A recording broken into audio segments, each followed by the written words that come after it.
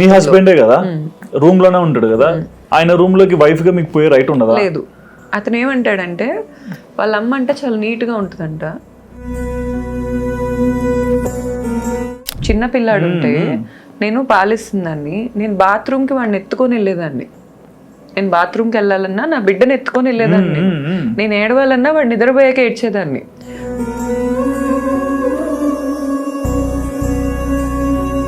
ఇప్పుడే కూర్చొని గౌతు నువ్వు అంటే నాకు ప్రాణం, నువ్వు లేకుండా నేను ఉండలేనని ఏడుస్తాడు. కరెక్ట్గా 5 నిమిషాల్లో అసలు నాకు వద్దే నువ్వు. ఎంతైనా ధర్మ మహేష్ అని పేరు పెట్టుకున్నాడు, మరి అతని పేరులో ఉన్న ధర్మం క్యారెక్టర్ లో కనిపినప్పుడు మార్చుకోవడానికి ట్రై చేయలేదా? ఇతనికి నెలకి ఒక 7-8 లక్షలు ఖర్చు అయింది. ఏంటి నెలకి 7-8 లక్షలు ఖర్చు పెట్టుకుంటాడు. ఏం చేస్తాడండి? మరి ఇంతమంది అమ్మాయిలు ఎందుకు వస్తారు సుధీర్ గారు?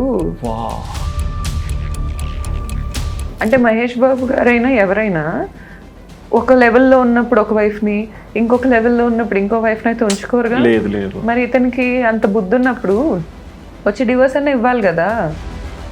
నేను నీకు అన్యాయమే చేశా, ఒప్పేసుకున్నాడు. నా దగ్గర రికార్డింగ్స్ కూడా ఉన్నాయి, నేను పోలీసుకి కూడా సబ్మిట్ చేశా. ఏంది తొక్క, ఎందుకు ఉండాలి నీతో, ఇలా మాట్లాడతాడు.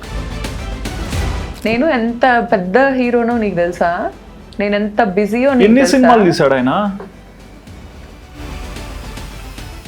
ఇప్పుడు వాడికి స్ట్రెంగ్త్ ఉంటే నన్ను కొట్టడంలో కాదు, నేను పడిపోతుంటే పట్టుకోవడంలో చూపించాలి. ఏ రోజు పట్టుకున్నాడు సుధీర్ గారు? అతని కంటే నేను చాలా స్ట్రాంగ్. భోగిపళ్ళు పోసాను సుధీర్ గారు నేను సంక్రాంతి అప్పుడు. లేడు, అమ్మాయిలను వేసుకొని ఇన్ఆర్బిట్లో ఏఎంబి మాల్స్లో షాపింగ్లకు తిరుగుతున్నాడు. కానీ మీ లైఫ్లో ఇన్ని అప్స్ అండ్ డౌన్స్ జరుగుతున్నాయి కదా, అదర్ ఎండ్లో మీ బిజినెస్ని ఎక్కడ పడిపోకుండా అసలు ఎట్లా చేయగలుగుతున్నారు? అంటే ఆ ఫిజికల్ స్ట్రెంత్ ఎట్లా వస్తుంది మీకు?